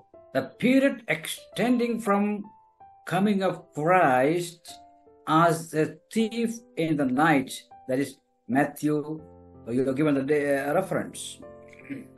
ನಾವು ನೋಡ್ತೇವೆ ಅಲ್ಲಿ ಕಳ್ಳನು ಬರುವ ಹಾಗೆ ಕ್ರಿಸ್ತನು ಬರುತ್ತಾನೆ ಎಂಬುದಾಗಿ ಮತ್ತಾಯನ ಬರೆದ ಸುವಾರ್ತೆಯಲ್ಲಿ ನಾವು ನೋಡ್ತೇವೆ. ಆ ಒಂದು ಬರೋಣದ ಕಾಲ ಸಮಯದಿಂದ ಈ ಒಂದು ಕಾರ್ಯಕ್ರಮ ಪ್ರಾರಂಭವಾಗ್ತದೆ.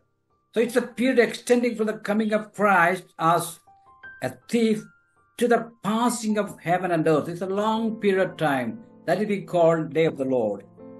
ಅದರಿಂದ ಈ ಒಂದು ಕರ್ತನ ದಿನ ಎಂಬುದಾಗಿ ನಾವು ಹೇಳುವಂತ ಈ ಒಂದು ಪದಪ್ರಯೋಗ ಏನಿದೆ ಅದು ಆ ಇಡೀ ಕಾರ್ಯಕ್ರಮವನ್ನ ಸೂಚಿಸುವಂತದ್ದಾಗಿದೆ. ಅಂದ್ರೆ ಯೇಸು ಕ್ರಿಸ್ತನ ಬರೋಣದ ಕಳ್ಳನ ಹಾಗೆ ಬರುವಂತ ಆ ಒಂದು ಬರೋಣದಿಂದ ಪ್ರಾರಂಭವಾಗಿ ಆತನ 1000 ವರ್ಷಗಳ ಕಾಲ ಆಳ್ವಿಕೆಯ ಆ ಒಂದು ಕಾಲಘಟ್ಟದವರೆಗೆ ಆ ಒಂದು ಕಾರ್ಯಕ್ರಮವನ್ನು ಸೂಚಿಸುವಂತದ್ದಾಗಿದೆ ಈ ಒಂದು ಪದಪ್ರಯೋಗಗಳು. So this day includes judgment upon Israel and nation at Christ's return. ಅದರಿಂದ ಆ ದಿನ ಎಂಬುದಾಗಿ ಹೇಳುವಾಗ ಅದು ಕ್ರಿಸ್ತನ ನ್ಯಾಯ ತೀರ್ಪನ್ನು ಹೊಂದಿದಾಗಿದೆ. ಮಾತ್ರವಲ್ಲದೆ ಇಸ್ರಾಯೇಲರ ಆ ಒಂದು ಪರಿವರ್ತನೆ ಅನ್ನು ಸಹ ಅದು ಹೊಂದುವಂತದ್ದಾಗಿದೆ. It includes both Christ's return and 1000-year reign which follows. ಇದು ಯೇಸು ಕ್ರಿಸ್ತನ 2ನೇ ಬರೋಣ ಮಾತ್ರವಲ್ಲದೆ ಆತನ 1000 ವರ್ಷಗಳ ಕಾಲದ ಆಳ್ವಿಕೆಯನ್ನು ಸಹ ಒಳಪಟ್ಟದಾಗಿದೆ. So all saints will not be resurrected on that day or the last day at the same time. ಅದರಿಂದ ಈ ಹಳೆ ಒಡಂಬಡಿಕೆಯ ಸಂತರೆಲ್ಲರೂ ಸಹ ಆ ಒಂದು ದಿನದಲ್ಲಿ ಒಂದೇ ಸಮನೆ ಅವರೆಲ್ಲರೂ ಪುನರುತ್ಥಾನಗೊಳ್ಳುವಂತದಲ್ಲ. Post tribulation cannot be proved unless the resurrection of the church takes place at the same time. ಅದರಿಂದ ಈ ಸಂಕಟ ಕಾಲದ ನಂತರ ಎತ್ತಲ್ಪಡುವಿಕೆ ನಡೆಯುತ್ತದೆ ಎಂಬುದಾಗಿ ಹೇಳುವಂತ ಈ ಒಂದು ವಾದವು ಎಲ್ಲಿಯವರೆಗೆ ಸಭೆಯು ಪುನರುತ್ಥಾನಗೊಳ್ಳುತ್ತದೋ ಅಲ್ಲಿಯವರೆಗೆ ನಾವು ಈ ವಾದವನ್ನ ನಾವು ಸ್ವೀಕಾರ ಮಾಡುವುದಕ್ಕೆ ಸಾಧ್ಯವಿಲ್ಲ. The fourth reply is that on the basis of Ephesians, that is, you may refer to the references, some argue that the time of resurrection from resurrection, that is 1 Corinthians 15:54, The resurrection and transfiguration will take place in fulfillment of Old Testament prophecy of Isaiah 25:8. ಅದರಿಂದ ನಾಲ್ಕನೇದಾಗಿ ನಾವು ನೋಡ್ತೇವೆ ಎಫೆಸರ ಪತ್ರಿಕೆ 11:15, 1 ಕೊರಿಂಥ 15:50 54, ಥೆಸಲೋನಿಕ 4:13, 18, 1 ಕೊರಿಂಥ 15, 21, 26 ಈ ಎಲ್ಲ ವಚನ ಭಾಗಗಳ ಆಧಾರದ ಮೇಲೆ ಕೆಲವರು 1 ಕೊರಿಂಥ 15:54 ಪುನರುತ್ಥಾನದ ಸಮಯವು ಯೆಶಾಯನ 25:8 ಹೊಸ ಒಡಂಬಡಿಕೆಯ ಪ್ರವಾದನೆಯ ನೆರವೇರಿಕೆಯಲ್ಲಿ ನಡೆಯುತ್ತದೆ ಎಂಬುದಾಗಿ ಅವರು ವಾದಿಸ್ತಾರೆ. In this regard, we may note that Paul is not quoting the passage from Isaiah to establish the time of resurrection. ಆದರೆ ಇಲ್ಲಿ ನಾವು ಗಮನಿಸಬೇಕಾದದ್ದು ಅದೇನಪ್ಪ ಅಂದ್ರೆ ಈ ವಿಷಯದಲ್ಲಿ ಪುನರುತ್ಥಾನದ ಆ ಒಂದು ಧ್ವನಿಯನ್ನ ಸ್ಥಾಪಿಸಲು ಪೌಲನು ಯೆಶಾಯನ ವಾಕ್ಯವನ್ನ ಉಲ್ಲೇಖಿಸುತ್ತಿಲ್ಲ ಎಂಬುದನ್ನ ನಾವು ಗಮನಿಸಬೇಕು. Another reply to the argument on resurrection is that the first resurrection is composed of different groups of resurrection. ಇನ್ನೊಂದು ವಾದ ಏನಪ್ಪಾ ಅಂತಂದ್ರೆ ಈ ಮೊದಲನೆಯ ಪುನರುತ್ಥಾನವು ವಿವಿಧ ಗುಂಪುಗಳಿಂದ ಕೂಡಿಕೊಂಡದಾಗಿದೆ ಎಂಬುದಾಗಿ ನಾವು ನೋಡ್ತೇವೆ. ಅಲ್ಲಿ ಸಭೆ, ಹೊಸ ಒಡಂಬಡಿಕೆ ಸಂತರು, ಸಂಕಟ ಕಾಲದ ಸಂತರು, ಆದರೆ ವಿಭಿನ್ನವಾದಂತ ಸಮಯಗಳಲ್ಲಿ. The first resurrection includes the resurrection of the church, the resurrection of the Old Testament saints, tribulation saints, but in different times. ಹೀಗೆ ನಾವು ನೋಡ್ತೇವೆ ಈ ಒಂದು ಪುನರುತ್ಥಾನವು ಅದು ಅನೇಕ ಗುಂಪುಗಳನ್ನ ಒಳಗೊಂಡಿದೆ. ನಾ ಹೇಳಿದ ಹಾಗೆ ಸಭೆ, ಹೊಸ ಒಡಂಬಡಿಕೆ ಸಂತರು, ಸಂಕಟ ಕಾಲದ ಸಂತರು, ಹೀಗೆ ಬೇರೆ ಬೇರೆ ಸಮಯಗಳಲ್ಲಿ ಈ ಒಂದು ಸಂಭವ ನಡೆಯುವಂತದ್ದಾಗಿರ್ತದೆ. So the first resurrection includes many resurrections, but in different times. ಅದರಿಂದ ಈ ಮೊದಲನೆಯ ಪುನರುತ್ಥಾನವು ಅನೇಕ ಗುಂಪುಗಳನ್ನ ಒಳಪಟ್ಟಿದ್ದಾಗಿದೆ. ಆದರೆ ಈ ಗುಂಪುಗಳ ಪುನರುತ್ಥಾನವು ಬೇರೆ ಬೇರೆ ಸಮಯಗಳಲ್ಲಿ ನಡೆಯುವಂತದಾಗ, ಅವೆಲ್ಲ ಒಂದೇ ಸಮಯದಲ್ಲಿ ನಡೆಯುವಂತದ್ದಾಗಿರುವುದಿಲ್ಲ. It does not happen on one day. ಇದು ಒಂದೇ ದಿನದಲ್ಲಿ ನಡೆಯುವಂತದಲ್ಲ. I think you understand. ನಾನು ಅಂದ್ಕೊಳ್ತೇನೆ ನೀವು ಇದನ್ನ ಅರ್ಥ ಮಾಡ್ಕೊಳ್ತಾ ಇದ್ದೀರಿ ಎಂಬುದಾಗಿ. Moving to the sixth argument. ಮುಂದೆ ನಾವು ಆರನೆಯ ಆ ಒಂದು ವಾದಕ್ಕೆ ಹೋಗೋಣ. That is from a parable of wheat and tares. ಇದು ಗೋಧಿ ಮತ್ತು ಹಣಜಿಯ ಉಪಮೇಯ ಇಂದ ಇದನ್ನ ಈ ಒಂದು ವಾದವನ್ನ ಪ್ರತಿಪಾದಿಸುವಂತರಾಗಿದ್ದಾರೆ. Let us see what some of the post-tribulationists believe to be the pre-tribulation rapture interpretation of the parable wheat and tares. ಅದರಿಂದ ಈ ಒಂದು ಉಪಮೆಯಲ್ಲಿ ಸಂಕಟ ಕಾಲದ ನಂತರ ಎತ್ತಲ್ಪಡುವಿಕೆ ನಡೆಯುತ್ತದೆ ಎಂಬುದಾಗಿ ಪ್ರತಿಪಾದಿಸುವಂತವರು ಸಂಕಟ ಕಾಲದ ಮುಂಚೆ ಎತ್ತಲ್ಪಡುವಿಕೆ ನಡೆಯುತ್ತದೆ ಎಂದು ಹೇಳುವಂತ ಇನ್ನೊಂದು ಗುಂಪಿನ ಜನರಿಗೆ ಅವರು ಹೇಳುವಂತ ಈ ಒಂದು ವಾದ ಏನಿದೆ ಎಂಬುದನ್ನ ನಾವು ಈ ಒಂದು ಉಪಮೆಯಲ್ಲಿ ಅದನ್ನ ನಾವು ಕಂಡು ತಿಳ್ಕೊಳ್ಳೋಣ. That is the post-tribulationists have some idea about this wheat and tare parable. ಏನಪ್ಪಾ ಅಂತಂದ್ರೆ ಈ ಸಂಕಟ ಕಾಲದ ನಂತರ ಸಭೆ ಎತ್ತಲ್ಪಡುತ್ತದೆ ಎಂಬಂತ ಈ ಒಂದು ನಿಲುವನ್ನು ಹೊಂದಿರುವಂತವರು ಅವರು ಈ ಒಂದು ಉಪಮೆಯ ಕುರಿತಾಗಿ ಅವರು ಅನೇಕ ಅಭಿಪ್ರಾಯಗಳನ್ನ ಹೊಂದಿರುವಂತವರಾಗಿದ್ದಾರೆ. They think that is the understanding of the pre-tribulationists about this parable. ಅವರ ಪ್ರಕಾರವಾಗಿ ಈ ಸಂಕಟ ಕಾಲದ ಮುಂಚೆ ಸಭೆಯು ಎತ್ತಲ್ಪಡುತ್ತದೆ ಎಂಬುದಾಗಿ ಅಂದುಕೊಳ್ಳುವಂತವರ ವಿಚಾರ At the time of the harvest, ಈ ಒಂದು ಸುಗ್ಗಿಯ ಈ ಒಂದು ಸಮಯವೇನಿದೆ, at its beginning the angels are sent and they some mysterious secret way gather professors into bundles in readiness for judgment.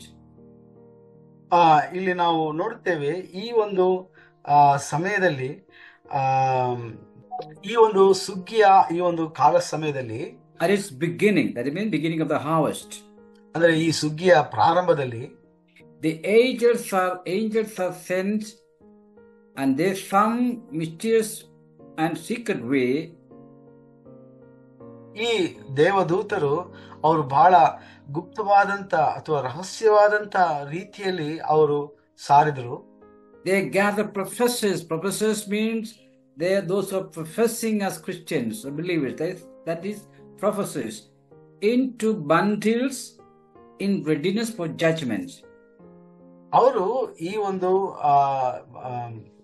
ಈ ದೇವದೂತರು ಏನ್ ಮಾಡಿದ್ರು, ಅವರು ಕ್ರಿಸ್ತನನ್ನ ಸಾಕ್ಷಿಗಳಾಗಿ ಸಾರಿದಂತವರನ್ನ ಅವರನ್ನ ಒಂದು ಗುಂಪಾಗಿ ಅವರನ್ನ ಕೂಡಿಸಿದ್ರು ಅಥವಾ ಅವರನ್ನ ಒಟ್ಟುಗೂಡಿಸಿದ್ರು ಎಂಬುದಾಗಿ ಅವರು ಹೇಳ್ತಾರೆ.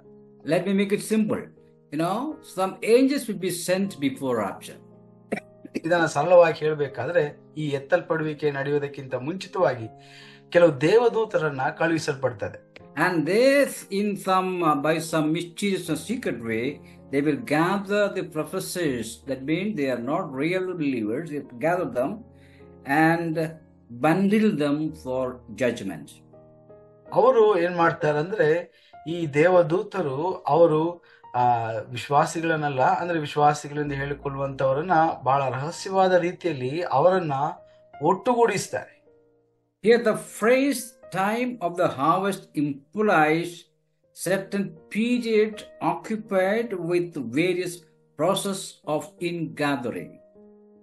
ಅದರಿಂದ ಇಲ್ಲಿ ಹೇಳುವಂತ ಈ ಒಂದು ಒಟ್ಟುಗೂಡಿಸುವಂತ ಈ ಒಂದು ಪ್ರಕ್ರಿಯೆ ಏನಿದೆ, ಅದು ಒಂದು ನಿರ್ದಿಷ್ಟವಾದಂತ ಒಂದು ಸಮಯಕ್ಕೆ ಸೂಚಿಸುವಂತದ್ದಾಗಿರುತ್ತದೆ. The angels are gathering the professors, but no judgment really takes place. 8. ಇಲ್ಲಿ ಈ ದೇವದೂತರು ಇವರು ಈ ವಿಶ್ವಾಸಿಗಳನ್ನ ಅವರು ಸೇರ್ಪಡಿಸಿಕೊಳ್ತಾರೆ, ಆದರೆ ಅವರಿಗೆ ಯಾವುದೇ ರೀತಿಯಾದಂತ ನ್ಯಾಯ ತೀರ್ಪು ಉಂಟಾಗುವುದಿಲ್ಲ. Then the Lord comes and gathers the wheat at the true church. ಅದ ನಂತರ ನಾವು ನೋಡ್ತೇವೆ, ಯೇಸು ಸ್ವಾಮಿ ಬಂದು ಆತನು ನಿಜವಾದಂತ ಸಭೆಯನ್ನ ಆತನು ಸೇರಿಸಿಕೊಳ್ಳುವಂತವನಾಗಿರ್ತಾನೆ. So the ungodly professors who were previously bundled by the angels are left in the world for a number of years until the Lord comes for judgment. ಹೀಗೆ ವಿಶ್ವಾಸಿಗಳಲ್ಲದಂಥ ಜನರನ್ನ ಈ ದೇವದೂತರು ಒಟ್ಟುಗೂಡಿಸಿದವರು ಅವರನ್ನ ಅನೇಕ ವರ್ಷಗಳ ಸಮಯವರೆಗೆ ಅವರನ್ನ ಲೋಕದಲ್ಲಿ ಈ ದೇವದೂತರು ಬಿಡ್ತಾರೆ. That is what pre-tribulation rapture is said to be. ಇದು ಈ ಸಂಕಟ ಕಾಲದ ಮುಂಚೆ ಎತ್ತಲ್ಪಡುವಿಕೆ ನಡೆಯುತ್ತದೆ ಎಂಬುದಾಗಿ ಹೇಳುವಂತ ಒಂದು ನಿಲುವನ್ನು ಹೊಂದಿದಂತವ್ರು ಹೇಳುವಂತ ಒಂದು ವಿಚಾರವಾಗಿದೆ ಎಂಬುದಾಗಿ. The angels will bundle the tares at the end of the age prior to the rapture. ಹೀಗೆ ಈ ದೇವದೂತರು ಈ ಹಣಜಿಗಳನ್ನ ಈ ಸಂಕಟ ಕಾಲದ ಕೊನೆಯಲ್ಲಿ ಅವರನ್ನ ಒಟ್ಟುಗೂಡಿಸಿ ಈ 1000 ವರ್ಷಗಳ ಕಾಲದಲ್ಲಿ ಅವರನ್ನ ಬಿಡುಗಡೆಗೊಳಿಸ್ತಾರೆ ಎಂಬುದಾಗಿ ಹೇಳ್ತಾರೆ. These bundled tares or the prophecies left for judgment at the second advent of Christ. ಅದರಿಂದ ಯೇಸು ಕ್ರಿಸ್ತನ ಪ್ರತ್ಯಕ್ಷದ 2ನೆಯ ಬರೋಣದಲ್ಲಿ ಈ ಅಣಚಿಗಳನ್ನ ಕೂಡಿಸಿದಂತ ದೇವದೂತರು ಅವರನ್ನ ಆತನ ನ್ಯಾಯ ತೀರ್ಪಿಗೆ ಅವರು ಬಿಡುಗಡೆಗೊಳಿಸುವಂತವರಾಗಿರ್ತಾರೆ. This is the understanding of certain post-tribulationists about what the pre-tribulationists believe about this parable, wheat and tares. ಇದು ಈ ಸಂಕಟ ಕಾಲದ ನಂತರ ಸಭೆಯು ಎತ್ತಲ್ಪಡುತ್ತದೆ ಎಂಬುದಾಗಿ ನಂಬುವಂತವರ ಒಂದು ತಿಳುವಳಿಕೆಯಾಗಿದೆ. ಅದೇನಪ್ಪ ಅವ್ರು ಅವರು ಅರ್ಥ ಮಾಡಿಕೊಳ್ಳುವುದೇನೆಂದ್ರೆ, ಈ ರೀತಿಯಾಗಿ ಈ ಒಂದು ಉಪಮೆಯನ್ನ ಸಂಕಟ ಕಾಲದ ಮುಂಚೆ ಸಭೆಯು ಎತ್ತಲ್ಪಡುತ್ತದೆ ಎಂಬುದಾಗಿ ಹೇಳುವಂತವರು ಈ ಒಂದು ಉಪಮೆಯನ್ನು ಅರ್ಥ ಮಾಡಿಕೊಂಡದನ್ನ ಅವರು ಅಂದುಕೊಳ್ತಾರೆ. But actually that is not the understanding of the pre-tribulation view about this tares and wheat. ಆದ್ರೆ ನಿಜವಾಗಲೂ ಸಂಕಟ ಕಾಲದ ಮುಂಚೆ ಸಭೆ ಎತ್ತಲ್ಪಡುತ್ತದೆ ಎಂಬುದಾಗಿ ಹೇಳುವಂತವರು ಈ ರೀತಿಯಾಗಿ ಈ ಉಪಮೆಯನ್ನ ಅವರು ಅರ್ಥ ಮಾಡಿಕೊಳ್ಳುವುದಿಲ್ಲ. But the post-tribulationists, they believe that this is the understanding about these tares and wheat of the pre-tribulationists. ಆದರೆ ಈ ಸಂಕಟ ಕಾಲದ ನಂತರ ಸಭೆ ಎತ್ತಲ್ಪಡುತ್ತದೆ ಎಂಬುದಾಗಿ ಹೇಳಿಕೊಳ್ಳುವಂತವರು ಅವರು ತಪ್ಪಾಗಿ ಈ ಒಂದು ಉಪಮೆಯನ್ನ ಈ ಸಂಕಟ ಕಾಲದ ಮುಂಚೆ ಎತ್ತಲ್ಪಡುತ್ತದೆ ಎಂಬುದಾಗಿ ಹೇಳುವಂತವರ ಒಂದು ವಾದ ಈ ರೀತಿಯಾಗಿದೆ ಎಂಬುದಾಗಿ ಅವರು ಅರ್ಥ ಮಾಡಿಕೊಳ್ತಾರೆ ತಪ್ಪಾಗಿ. So the people who believe in the post-tribulation, they think that it violates the scripture in Matthew 13:30, that is, the tares and these tares and the wheat grow together. ಅಂದ್ರೆ ಈ ಮತ್ತಾಯನ ಬರೆದ ಸುವಾರ್ತೆ 13ನೇ ಅಧ್ಯಾಯದಲ್ಲಿ ಈ ಒಂದು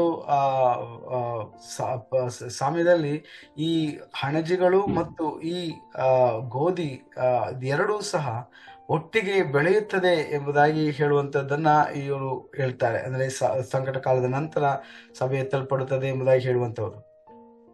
but the fact is that the purpose of Matthew 13 is not to divulge the history of church.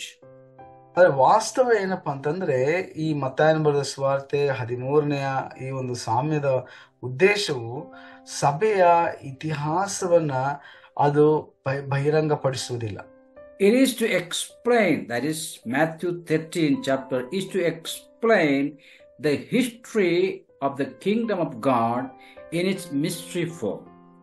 ಇದು ದೇವರ ರಾಜ್ಯದ ಇತಿಹಾಸವನ್ನು ಅದರ ರಹಸ್ಯ ರೂಪದಲ್ಲಿ ವಿವರಿಸುವಂತದ್ದೇ ಇದರ ಮುಖ್ಯ ಉದ್ದೇಶವಾಗಿದೆ. Its time is not from Pentecost to rapture, but the entire age from the rejection of Christ to his coming for reception. ಆದ್ದರಿಂದ ಇದು ಪಂಚಶತಮದಿಂದ ಎತ್ತಲ್ಪಡುವಿಕೆಯ ಸಮಯವಲ್ಲ, ಆದರೆ ಕ್ರಿಸ್ತನ ತಿರಸ್ಕಾರದಿಂದ ಅವನ ಆಗಮನದವರೆಗಿರುವಂತಹ ಸಂಪೂರ್ಣವಾದಂತಹ ಯುಗವಾಗಿದೆ. Therefore, it's a mistake to represent wheat of the parable of church which will be raptured. ಅದರಿಂದ ಈ ಸಂಕಟ ಕಾಲದ ಅವಧಿಯಲ್ಲಿ ನಾವು ನೋಡುತ್ತೇವೆ ಈ ಒಂದು ಗೋಧಿಯನ್ನ, ಈ ಉಪಮೆಯಲ್ಲಿ ಬರುವಂತ ಈ ಒಂದು ಗೋಧಿಯನ್ನ ಅದು ಸಭೆಗೆ ಹೋಲಿಸಿಕೊಂಡು ಹೇಳುವಂಥದ್ದು ತಪ್ಪಾಗಿರ್ತದೆ. ಯಾಕಂದ್ರೆ ಸಭೆ ಈಗಾಗಲೇ ಈ ಒಂದು ಕಾಲದ ಮುಂಚೆ ಎತ್ತಲ್ಪಡುವಂತದ್ದಾಗಿರ್ತದೆ. But many of the evangelicals believe that the wheat in this parable is the true Christians or the true Jewish. ಆದರೆ ಅನೇಕ ಇವಾಂಜಲಿಕಲ್ಸ್ ನಂಬುವಂಥದ್ದೇನಪ್ಪಾ ಅಂತಂದ್ರೆ ಈ ಒಂದು ಕಾಳು ಅದು ಈ ಒಂದು ಗೋಧಿಯ ಕಾಳು ಅದು ಸಭೆಗೆ ಹೋಲಿಸಲ್ಪಟ್ಟದಾಗಿದೆ. ಆದ್ರಿಂದ ಸಭೆಯು ಎತ್ತಲ್ಪಡುವುದಿಲ್ಲ ಎಂಬುದಾಗಿ ಅವರು ನಂಬ್ತಾರೆ. So we should understand that the Lord is indicating that during the age there will be a sowing of seed, that is parable of sower. ಅಲ್ಲಿ ನಾವು ನೋಡ್ತೇವೆ ಈ ಒಂದು ಕಾಲಘಟ್ಟದಲ್ಲಿ ಈ ಒಂದು ಸಾಮ್ಯದಲ್ಲಿ ನಾವು ಹೇಳುವಂತ ಈ ಒಂದು ಬೀಜವನ್ನ ಬಿತ್ತನೆ ಮಾಡುವಂತ ಈ ಒಂದು ಕಾಲ ಸಮಯ ಏನಿದೆ ಅದು ಈ ಒಂದು ಕಾಲಘಟ್ಟದಲ್ಲಿ ನಡೀತದೆ. There also will be a counter sowing, that is parable of tares. ಅದೇ ಸಮಯದಲ್ಲಿ ಆ ಒಂದು ಗೋಧಿಯ ಕಾಳು ಬಿತ್ತನೆ ಮಾಡುವಾಗ ಅದರ ಜೊತೆಯಾಗಿ ಹಣಜಿಗಳು ಸಹ ಬಿತ್ತರಿಸಲ್ಪಡುತ್ತದೆ. And which will continue throughout the age. ಈ ಒಂದು ಪ್ರಕ್ರಿಯೆ ಅದು ಈ ಯುಗಗಳ ಅಂತಿಮವರೆಗೂ ನಡೆಯುವಂತದಾಗಿರ್ತದೆ. So there is a sowing of seed, that is and also tares, both. ಅದರಿಂದ ಗೋಧಿಯ ಕಾಳು ಮತ್ತು ಹಣಚಿಯ ಕಾಳು ಇವೆರಡೂ ಸಹ ಅನೇಕ ಯುಗಗಳವರೆಗೆ ಬಿತ್ತಲಾಗುತ್ತದೆ. Both are growing. ಎರಡೂ ಸಹ ಬೆಳೀತಾ ಇದ್ದಾವೆ. But there will be a separation at the end of the age as to who were the children of the kingdom and who were the children of the evil one. ಆದರೆ ಯುಗದ ಕೊನೆಯಲ್ಲಿ ಸಮಾಪ್ತಿಯಲ್ಲಿ ಈ ಗೋಧಿ ಕಾಳು ಮತ್ತು ಹಣಜಿಯನ್ನ ಬೇರ್ಪಡಿಸಲಾಗುತ್ತದೆ. ಅದರಲ್ಲಿ ನಿಜವಾಗಲೂ ಯಾರು ಆತನ ರಾಜ್ಯದ ಮಕ್ಕಳಾಗಿದ್ದರು ಮತ್ತು ಆತನ ರಾಜ್ಯದ ಮಕ್ಕಳಾಗಿರಲಿಲ್ಲ ಎಂಬಂಥದ್ದು ತೀರ್ಮಾನಿಸಲ್ಪಡ್ತದೆ. The rapture is not in view in this parable. ಈ ಒಂದು ಸಾಮ್ಯದಲ್ಲಿ ಎತ್ತಲ್ಪಡುವಿಕೆಯ ಕುರಿತಾಗಿ ಯಾವುದೇ ರೀತಿಯಾದಂತಹ ಸಂಬೋಧನೆ ನಾವು ಕಾಣುವುದಿಲ್ಲ. It cannot be used to support the post-tribulation view of rapture. ಅದರಿಂದ ಈ ಒಂದು ಸಾಮ್ಯವನ್ನ ಇಟ್ಕೊಂಡು ಈ ಸಂಕಟ ಕಾಲದ ನಂತರ ಸಭೆಯು ಎತ್ತಲ್ಪಡುತ್ತದೆ ಎಂಬಂತ ಆ ಒಂದು ವಿಚಾರಧಾರೆಯನ್ನ ನಾವು ಪ್ರತಿಪಾದಿಸುವುದಕ್ಕೆ ಸಾಧ್ಯವಿಲ್ಲ. Tribulation period ends with judgments on all enemies of the king. ಈ ಒಂದು ಸಂಕಟ ಕಾಲದ ಅಂತಿಮವು ಅದು ಇಡೀ ರಾಜ್ಯದ ಆ ಒಂದು ಜನರ ಮೇಲೆ ನ್ಯಾಯ ತೀರ್ಪಿನಿಂದ ಅದು ಕೊನೆಗೊಳ್ಳುವಂತದಾಗಿರ್ತದೆ. Every unbeliever is removed. ಪ್ರತಿಯೊಬ್ಬ ಅವಿಶ್ವಾಸಿಯನ್ನ ತೆಗೆದು ಹಾಕಲಾಗುತ್ತದೆ. Following which, that means following the judgments, the kingdom of God is instituted, in which righteous are taken. ಅದಾದ ನಂತರ ಅಂದ್ರೆ ನ್ಯಾಯ ತೀರ್ಪಾದ ನಂತರ ನಾವು ನೋಡ್ತೇವೆ ಆತನ ರಾಜ್ಯವನ್ನ ಸ್ಥಾಪಿಸಲಾಗುತ್ತದೆ ಮತ್ತು ಅದರಲ್ಲಿ ನೀತಿವಂತರನ್ನ ತೆಗೆದುಕೊಳ್ಳಲಾಗುತ್ತದೆ. This is perfectly consistent with the teaching of the parable. ಇದು ಉಪಮೆಯ ಈ ಒಂದು ಬೋಧನೆಗೆ ಸಂಪೂರ್ಣವಾಗಿ ಹೊಂದಿಕೆಯಾಗುವಂತದಾಗಿದೆ. So this argument, none of the arguments from 1 to 6 we are examined are not supporting the view of post-tribulation view of rapture. ಆದ್ದರಿಂದ ಇಲ್ಲಿ ನಾವು ಈಗ ಹೇಳಿದ ಹಾಗೆ 1-6 ವಾದಗಳನ್ನ ಈ ಸಂಕಟ ಕಾಲದ ನಂತರ ಸಭೆ ಎತ್ತಲ್ಪಡುತ್ತದೆ ಎಂಬುದಾಗಿ ಹೇಳುವಂತ ಒಂದು 6 ವಾದಗಳನ್ನ ನಾವು ನೋಡ್ಕೊಂಡಿದ್ದೇವೆ. ಅದಕ್ಕೆ ಪ್ರತ್ಯುತ್ತರವಾಗಿ ಪ್ರತಿ ವಾದಗಳನ್ನು ಸಹ ನಾವು ತಿಳ್ಕೊಂಡಿದ್ದೇವೆ. In conclusion, we cannot accept the partial rapture or the mid-rapture, tribulation rapture, or the post-tribulation view of rapture. ಅದರಿಂದ ನಾವು ಕೊನೆಯದಾಗಿ ನಾವು ಬರುವಂತ ನಿಲುವು ಏನಪ್ಪಾ ಅಂತಂದ್ರೆ, ನಾವು ಈ ಒಂದು ಎತ್ತಲ್ಪಡುವಿಕೆಯು ಅದು ಕೇವಲ ಅದು ಒಂದು ಭಾಗವಾಗಿ ಮಾತ್ರ ಸಂಭವಿಸ್ತದೆ ಎಂಬುದಾಗಿ ಹೇಳುವಂತ ಆ ಒಂದು ನಿಲುವನ್ನು ಸಹ ನಾವು ಸ್ವೀಕಾರ ಮಾಡಿಕೊಳ್ಳುವುದಕ್ಕೆ ಸಾಧ್ಯವಿಲ್ಲ. ಎರಡನೇದಾಗಿ ಈ ಒಂದು ಎತ್ತಲ್ಪಡುವಿಕೆಯು ಸಂಕಟ ಕಾಲದ ನಂತರ ಸಂಭವಿಸ್ತದೆ ಹೇಳುವಂತ ಆ ಒಂದು ವಾದವನ್ನು ನಾವು ಸ್ವೀಕಾರ ಮಾಡಿಕೊಳ್ಳೋಕೆ ಸಾಧ್ಯವಿಲ್ಲ. ಮೂರನೇದಾಗಿ ಎತ್ತಲ್ಪಡುವಿಕೆಯು ಸಂಕಟ ಕಾಲದ ಮಧ್ಯ ಕಾಲಾವಧಿಯಲ್ಲಿ ನಡೆಯುತ್ತದೆ ಎಂಬಂತ ಹೇಳುವಂತ ಆ ಒಂದು ವಾದವನ್ನು ಸಹ ನಾವು ಸ್ವೀಕಾರ ಮಾಡುವುದಕ್ಕೆ ಸಾಧ್ಯವಿಲ್ಲ. There is one more view of rapture in relation to tribulation, that is the pre-tribulation rapture. ಈ ಒಂದು ಎತ್ತಲ್ಪಡುವಿಕೆಗೆ ಸಂಬಂಧಪಟ್ಟ ಹಾಗೆ ಇನ್ನೊಂದು ಕೊನೆಯ ಒಂದು ದೃಷ್ಟಿಕೋನ ಏನಪ್ಪಾ ಅಂತಂದ್ರೆ, ಸಂಕಟ ಕಾಲಕ್ಕೆ ಮುಂಚೆ ಸಭೆಯು ಎತ್ತಲ್ಪಡುತ್ತದೆ ಎಂಬುದಾಗಿ ಹೇಳುವಂಥದ್ದು. God willing, we will see that in the next session. ದೇವರ ಚಿತ್ತವಾದರೆ ಈ ಒಂದು ದೃಷ್ಟಿಕೋನವನ್ನ ನಮ್ಮ ಮುಂದಿನ ಸಂಚಿಕೆಯಲ್ಲಿ ನಾವು ಅದನ್ನ ಕಲಿಯುವಂತವರಾಗಿರೋಣ. Let's pray. ನಾವು ಪ್ರಾರ್ಥನೆ ಮಾಡೋಣ. Father in heaven, we thank you for this blessed evening time. ಪರಲೋಕದಲ್ಲಿರುವ ನಮ್ಮ ತಂದೆ, ಅನುಗ್ರಹಿಸಲ್ಪಟ್ಟಂತ ಈ ಒಳ್ಳೆಯ ಸಮಯಕ್ಕಾಗಿ ನಾವು ನಿಮಗೆ ಸ್ತೋತ್ರ ಮಾಡ್ತೇವೆ. Lord, you help us to understand the word of God. ತಂದೆ, ನಿನ್ನ ವಾಕ್ಯಗಳನ್ನು ನಾವು ಅರ್ಥ ಮಾಡಿಕೊಳ್ಳುವುದಕ್ಕೆ ನಮಗೆ ಸಹಾಯ ಮಾಡು. We are studying different views of rapture in relation to tribulation. ಈ ಎತ್ತಲ್ಪಡುವಿಕೆಯ ಕುರಿತಾಗಿ ಅನೇಕ ದೃಷ್ಟಿಕೋನಗಳಿವೆ. ಈ ಒಂದು ದೃಷ್ಟಿಕೋನಗಳನ್ನ ನಾವು ಅಭ್ಯಾಸ ಮಾಡ್ತಾ ಬಂದಿದ್ದೇವೆ. Lord, help us to understand the true way, right way of the scripture. ಈ ಒಂದು ಸತ್ಯವೇದಕ್ಕೆ ಅನುಗುಣವಾಗಿರುವಂತ ಸರಿಯಾದಂತ ಈ ಒಂದು ನಿಲುವನ್ನ, ಈ ದೃಷ್ಟಿಕೋನವನ್ನ ನಾವು ಅರ್ಥ ಮಾಡಿಕೊಳ್ಳುವುದಕ್ಕೆ ನಮಗೆ ಸಹಾಯ ಮಾಡು. We commit each one of us in your hands. ಪ್ರತಿಯೊಬ್ಬರನ್ನ ಸ್ವಾಮಿ ನಾವು ನಿನ್ನ ಹಸ್ತಗಳಿಗೆ ನಾವು ಒಪ್ಪಿಸಿಕೊಡುವಂತವರಾಗಿದ್ದೇವೆ. Every member of the team. ಪ್ರತಿಯೊಬ್ಬ ಸದಸ್ಯರಿಗಾಗಿ ನಾವು ಪ್ರಾರ್ಥಿಸ್ತೇವೆ. Jason for good translation. ವಿಶೇಷವಾಗಿ ಜೇಸನ್ ಅವರಿಗಾಗಿ ಉತ್ತಮ ಭಾಷಾಂತರವನ್ನು ನೀಡಿದಂತವರಿಗಾಗಿ ನಾವು ಸ್ತೋತ್ರ ಮಾಡ್ತೇವೆ. Glory and honor for you, God. ಎಲ್ಲ ಘನ ಮಾನ ಮಹಿಮೆ ನಿಮಗೆ ಮಾತ್ರ ಸಲ್ಲತಕ್ಕದಾಗಿರ್ಲಿ ಕರ್ತನೆ. In Jesus' precious name we pray. ಯೇಸು ಕ್ರಿಸ್ತನ ಅತ್ಯಮೂಲ್ಯವಾದಂತ ನಾಮದಲ್ಲಿ ನಾವು ಪ್ರಾರ್ಥಿಸ್ತೇವೆ. Amen. Amen. Amen. Amen. Amen.